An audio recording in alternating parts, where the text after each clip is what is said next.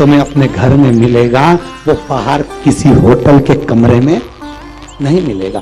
जो घर की रोटी सुख देगी वो होटल की रोटी, अरे बोलो जीजियो अच्छे से बोलो, नहीं देगी। उसी तरह हमारे पितर, उसी तरह हमारे घर के पूर्वज, हम सोचते हैं उनका तृप्ति हो गई होगी, गया जी छोड़ आए, चले गए होंगे। घर का पितर शिव महापुराण कहती है कभी नहीं जाता। क्यों? क्योंकि घर में उनको तृप्ति मिलती है, घर के लोगों से आशा रहती है कि मेरे घर के लोग मुझे भोजन देंगे, मेरे को जल देंगे। जब हम परिंदे के पास खड़े होकर पानी पीते हैं ना तो हमारे पितरों को दोष लगता है। इसलिए शास्त्र की रीति कहती है कि बैठकर पानी पियो।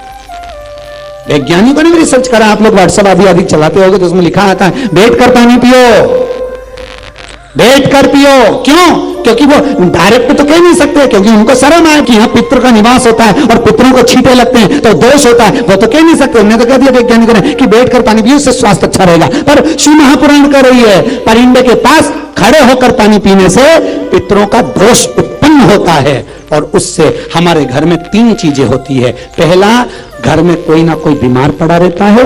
दूसरा, 1 रुपए कमाओ 100 रुपए खर्च होता है। तीसरा, घर में किसी ना किसी बात पर, एक कटोरी पड़ी उस पर, एक बेडशीट गिर गई उस पर, जरा जरा सी बात पर क्लेश उत्पन्न हो जाता है। समझ लेना ये पितृदोष के 3 लक्षण परिंदे के पास पानी पीने से उत्पन्न हुए हैं। पितृदोष के शास्त्र रीति कर रही, शास्त्र मंडन कर रहा है। और महाराज हम सोचे कि हमारा कर्म हम कर रहे हैं वो ठीक कर रहे हैं, परंतु ये गलत। कर्म ठीक हो। और हम कई बार कथा में कहते हैं भगवान से नहीं डरना मत डरो, शास्त्रों से नहीं डरना मत डरो, वेद और पुराण से नहीं डरना मत डरो, संतों से नहीं डरना मत डरो, किसी तीर्थ और व्रत से नहीं डरना मत डरो, शिव महापुराण से नहीं डरना मत डरो। पर शिव पुराण कहती है किसी से मत डरना पर अपने कर्म से जरूर डरना, क्योंकि कर्म का भोग तो परमात्मा को भी भोगना पड़ता है।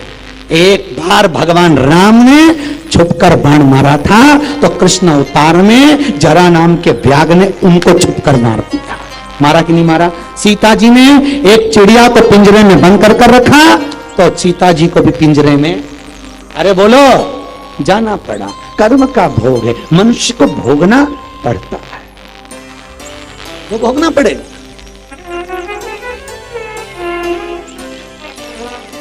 कर्म का। महाराज एक राजा की एक लड़के की शादी हो गई, विवाह कर आ गया बहू को लेके, 6 महीने हुए। आज बहू ने राजा के भवन में राजकुमार की तलवार की म्यान देखी, इतनी सुंदर म्यान थी, देखा कितनी सुंदर म्यान, और तलवार की म्यान को देख रही थी तो उसने कहा तलवार की म्यान इतनी सुंदर है तो तलवार कितनी सुंदर होगी। और बहू ने तलवार को निकाला, जैसे निकाला तलवार की इतनी चमक थी, तलवार हाथ से छूट गई, छूटी तो जो राजकुमार पलंग पे सो रहा था उसी के गले पर पड़ गई, पति मर गया, पति मर गया। राजकुमारी ने सोचा मेरे हाथ पर मेरा पति मर गया, राजा का इकलौता लड़का मर गया, और अगर मालूम पड़ेगा तो मुझे तो फांसी की सजा दे देगा, करूं क्या मैं? उस राजकुमारी ने उस पति के शव को उठाकर तुलसी जी के क्यारे के पीछे पटक दिया बगीचे में। किसके क्यारे के पीछे? तुलसा के क्यारे। और तुलसा जी के क्यारे के पीछे पटका। उसने सोचा सुबह सुबह पंडित जी आते हैं फूल लेने, पंडित जी पे इल्जाम लगा दूं, अपना पीछा छूट जाए। पंडित जी सुबह सुबह फूल लेने आए, राजकुमारी चिल्ला चिल्ला के रोने लगी, अरे मैं मर गई, अरे मैं मर गई, मेरे पति को मार डाला, इस पंडित ने मेरे पति को मार डाला। सारा गांव इकट्ठा हो गया, नगर इकट्ठा हो गया, राजा भी आ गया। राजा ने पूछा क्या हुआ? बहू ने कहा आपके बेटे को इस पंडित ने मार दिया। पंडित के मैंने नहीं मारा, मैं तो फूल लेने आया था, मैं तुलसी लेने आया था, ये इल्जाम गलत है। कोई सुनने को तैयार नहीं। राजा ने पंडित जी को जेल में डाल दिया, बेटे का अंतिम संस्कार कर दिया।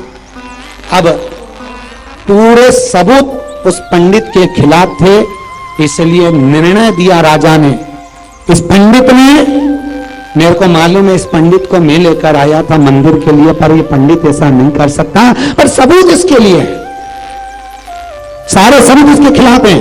इसलिए एक काम करो, इस पंडित का हाथ काट दो। एक पंडित का एक हाथ काट दिया। पंडित रोता हुआ मंदिर को छोड़कर अपने गांव गया।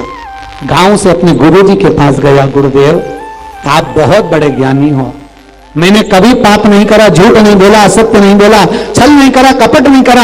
मैं तो भगवान की मंदिर में सेवा करता था, तुलसी लेने गया था और मेरा हाथ कट गया, मेरे पर खून का इल्जाम लगा है। गुरुदेव आप बताओ मैंने क्या करा? गुरुजी बोले मैं तो कुछ नहीं बता सकता, एक काम कर, काशी में मणिकर्णिका के घाट पर मेरे गुरुजी रहते हैं, वो बड़े ज्ञानी हैं, वो बता देंगे, तू उनके पास।